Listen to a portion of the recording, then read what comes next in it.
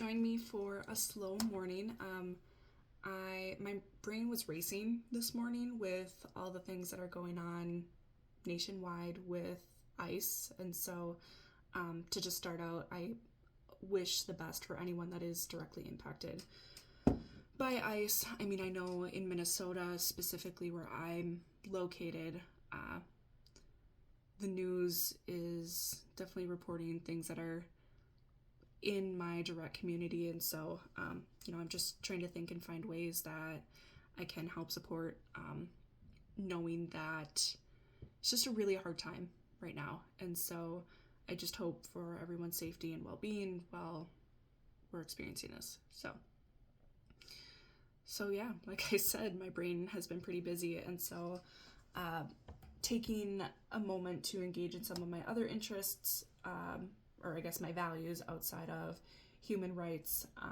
I'll talk a little bit about like environmentalism and sustainability, as well as remembering that the reason why I'm engaging with these is for my own mental health, which then, gives me more capacity to help support others. So for today, I am going to check in with my makeup updates. So I did do the base, or not the base, the everyday makeup look that I've showed you before. And so I think I might try to do a little bit of eyeliner with my, what is this even called? Scone Insanely Tense Tattooed Water. I don't know how to do this. Thank you for sitting with, oh, it's just really worn down. Sitting with me on as I'm figuring out how to make content. But yeah, with this palette, I did just post a video that shows all of my eyeshadow products. So if you're interested, go ahead and take a look at that. I know I have 10 different products that I showcased in that. And of course, as 2026 comes along, I will show you more. I am going to be joining the Fantastic Ladies in some challenges in 2026, and so I'll wait until January to roll those out. I'm really excited. Like the post that I mentioned, like with sustainability and environmentalism, what I can focus on right now is using the things that I have and, not bringing more in at this time, especially. And specifically by like purchases and buying, just leaning into overconsumption. So with this palette, I was feeling a bit bummed when I was like getting so excited about my progress so far, and then remembering I have 9 other products that are about the same age, and it's only taking me this long to get through a little bit. And so I wanted to reconnect with like why this is important for me, again, because not only do I love environmentalism and under consuming or normal consuming, I love sparkle, I love glitter, I do love color, and so I have these items, and so I want to encourage myself to like stick with and use them before they get to a point where it's no longer safe or healthy to use them. And I just want to encourage other people to connect with your items as well. This is never ooh, look at my items, go buy this. It's more just, whatever you have, can you find new joy with it? And so yeah, I am focusing on my eyeliner. There we go. Okay, the other thing I want to share, I have been reading this magazine lately. Magazine, book, I don't know. Either way, it's from the Star Tribune. It's called The Vanishing North. Minnesota species at risk of extinction, the people dedicated to saving them. So, I live in the more metro area of Minnesota, and so sometimes it can be very, very tough living in the area that I do and just seeing the impacts of nature. Yet, reading this magazine is inspiring more hope and like hearing about the different things that people are dedicating their lives and their professions to help support the environment in Minnesota. So first I'll talk about the bristleberry bush.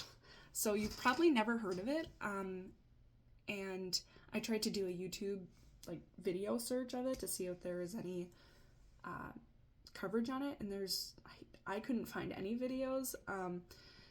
And so with this bristleberry bush, it is a subcategory of, a larger species.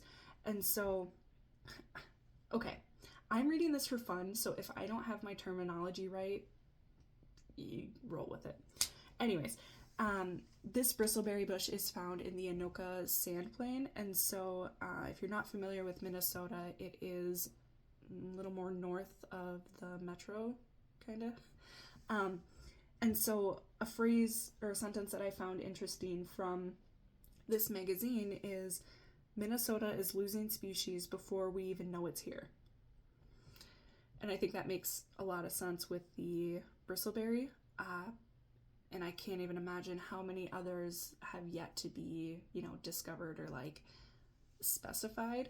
And so I just hope that, those who do have the knowledge and the expertise to be like identifying and conserving these different species, just that they are able to keep going, that they have what they need, and can feel the difference that they're making. Okay. The next one is the prairie chicken. So the prairie chicken might sound like a very bland little species, but let me show you. This is a fabulous bird. And people actually travel to go and see, there we go. To go and see this bird. You can see, a pretty standard feather coat. I don't know what they have. But they have these like orange and maroon spots, which is used for their booming, or like when they're trying to attract a mate. And so the phrase or the quote that was on that page is, for some lifelong birders, greater prairie chickens are near the top of a list of must-see species. For others, the goofy and proud dancing birds are a gateway drug that pulls them deeper into the awe and plight of wildlife and the natural world. So I think it would be so amazing to go and see these. They're located in Clay County, which, again, if you don't know, is more in that Fargo-Moorhead area, or like where the North Dakota and Minnesota border are. And I hope that I can see them. So I'll definitely do some research on that. Seems cool. But the last one is a butterfly, and I don't think I'll say this right, but here's my best attempt. The Poweshiek skipperling. This butterfly, I don't know if you can see it, has been, throughout Michigan and Canada, and it sounds like there was a really heavy population in Minnesota until about 20 years ago when it started to dip. And so with this butterfly, butterflies are more delicate from my understanding, yet this butterfly is actually pretty hardy in its survival. So for example, in Minnesota, it can survive the snow and the wind and like the 40 below like temperature that can happen in Minnesota. And so it's really phenomenal that that butterfly has adapted in that way. one of the pieces that I did pull out of this magazine that was said by one of the conservationists is, what's so scary is these things are able to handle the extreme temperatures of Minnesota, but they can't handle whatever weather extremes they are getting thrown at them over the last 2 decades. And so just thinking like the last 2 decades, I mean, that's a majority of my life. And so, you know, with the doom and gloom of like, oh shit, like what is gonna continue to happen in the next 20 years? Yet, I want to try to keep that mindfulness of, okay, people have been able to, you know, gain awareness and try to make these efforts so far. Maybe there is steps that can be made for the next 20 years as well. So, I don't know if I mentioned this, but they are trying to support this population in the John Ball Zoo, which is located in Grand Rapids, which is more northern Minnesota. And so that's another place that I would love to go and visit, to just learn more and, you know, see the efforts that they're doing. Excuse me. But okay. I think I need to wrap up my morning. I, again, was able to go in late to work, and I wanted to kind of get some things done and just like enjoy my time, because tonight we're gonna have more of a weather storm. Winter mix, more snow is coming, and so I kind of just want to hibernate and lay low tonight, cuddle up with the cats. So that'll be the rest of my day. I hope you all are able to take care of yourselves and engage in your community in whatever way is needed right now. So, all right, thanks.